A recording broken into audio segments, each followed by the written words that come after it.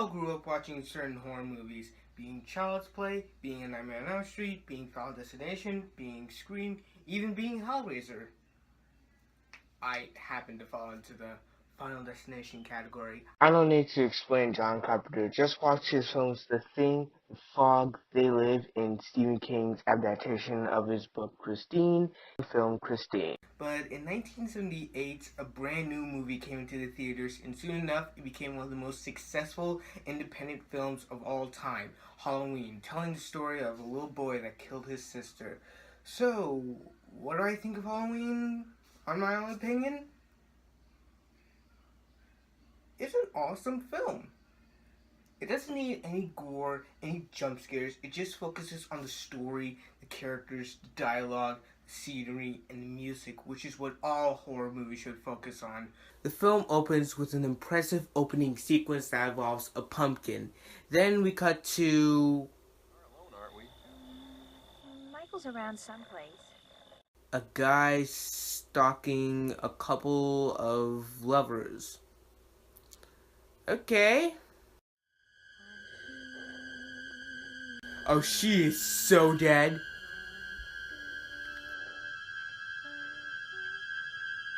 Michael! I knew it! And we have to reveal... Michael? A little boy. A little boy was the killer. Oh my god, that is brilliant. We then cut to Dr. Loomis, Michael's psychiatrist, as he's driving up to pick him up, and he's putting him under authority. But as they're picking him up, Michael hijacks the car and escapes. Then we cut to daytime as we see Haddonfield, and just by listening to the soundtrack, I'm already scared. This proves that John Carpenter can make anything seem scary, even just a song. Nice work, Carpenter. Nice work. Smooth. Then we meet Laurie Strode, our main protagonist, as she's walking across the street to deliver mail to the Myers house. Michael could have just easily broken through the glass, grab her, and choke her or break her neck or something, but he waits. He takes his time. He doesn't go for the kill immediately. He likes to play with his victims first. So we got that going. These shots of Michael just looking at someone is creepy enough. We then cut back to Loomis that tells Dr. Wynn that he told everyone that there was something wrong with Michael Myers, but no one believed him.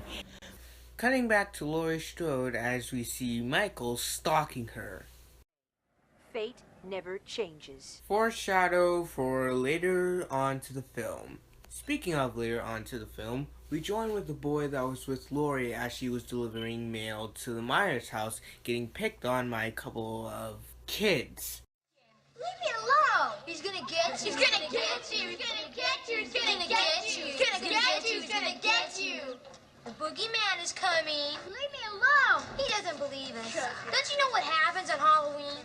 Yeah, we get candy. The boogeyman! Ooh, the boogeyman! The boogeyman! The boogeyman! The boogeyman! The boogeyman!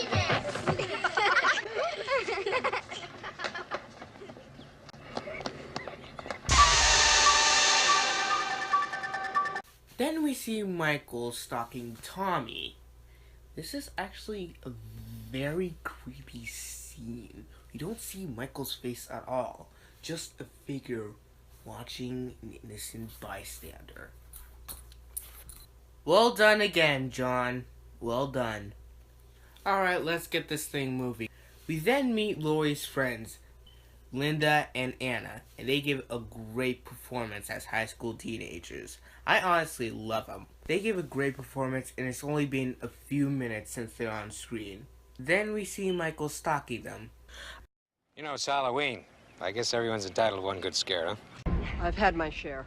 Today, I made a Halloween reference by using a Halloween sequel, and I'm explaining the joke how stupid that would be. Let's just move on, shall we?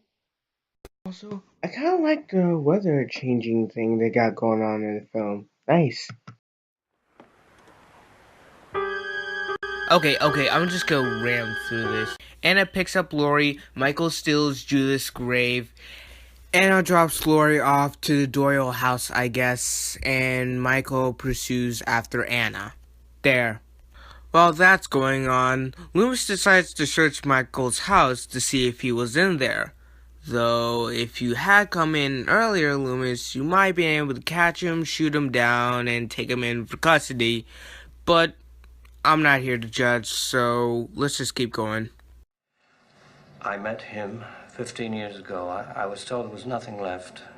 No reason, no conscience, no understanding, and even the most rudimentary sense of life or death, of good or evil, right or wrong. I met this 6-year-old child with this blank, pale, emotionless face and the blackest eyes, the devil's eyes. That speech was amazing.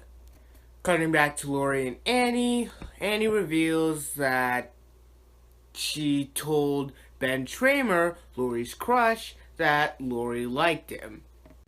No bitch move there, girl. While this is going on, Tommy sees the shape and tries to tell Lori, but she doesn't believe him. While Tommy is trying to tell Lori about Michael, Michael then kills a dog just because he barked at him. Let me repeat that again. He killed a dog just because the dog barked at him. God damn it, Michael. God damn it.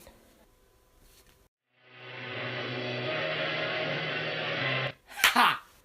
John Carpenter reference. Nice. Meanwhile, Michael stalks Anna. Anna drops Lindsay off over at the Doyle house. And Anna later gets killed.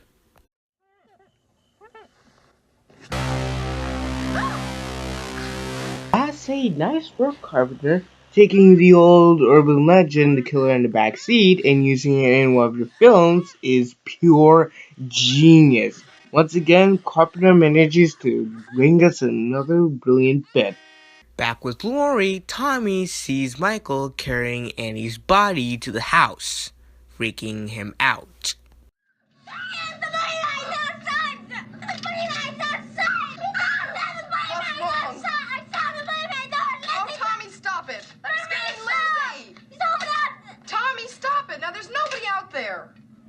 There's no boogeyman, and if you don't stop all this, I'm gonna have to turn off the TV and send you to bed. While that goes on, Linda proceeds to have sex with her boyfriend Bob, even though the shape is watching them.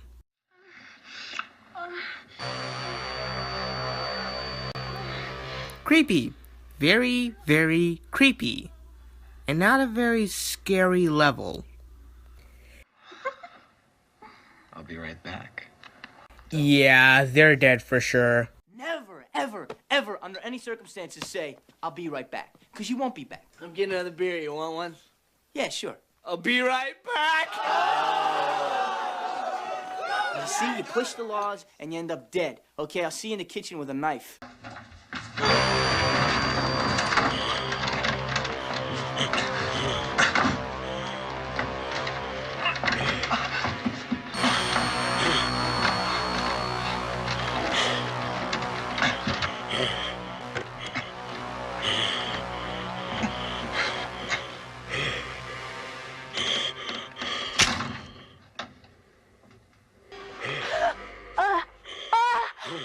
Hello?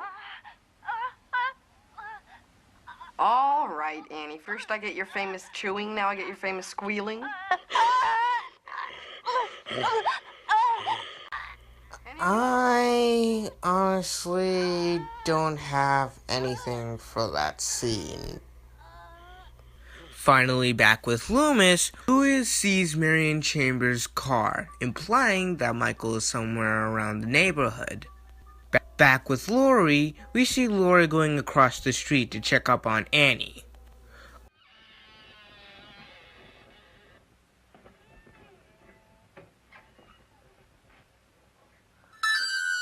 Oh, please take that as a sign and run.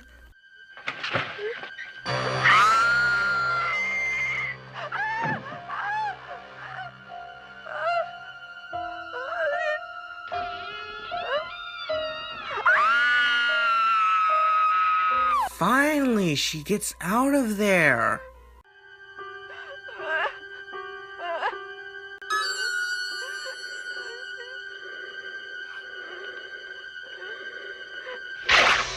Ouch, that has got to hurt.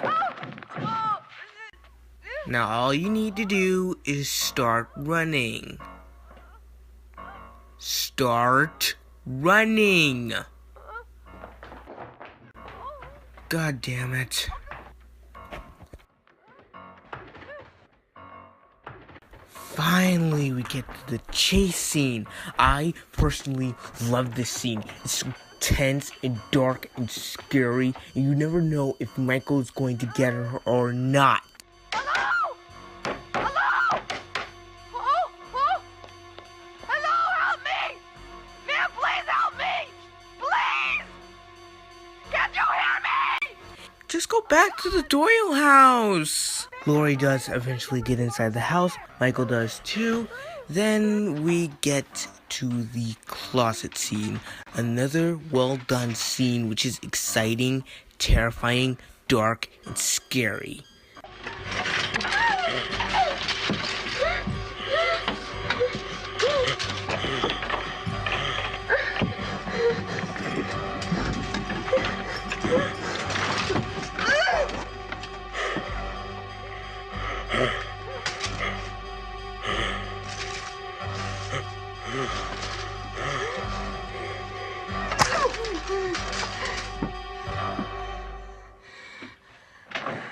Then we lead up to one of the most iconic endings in the movie so far.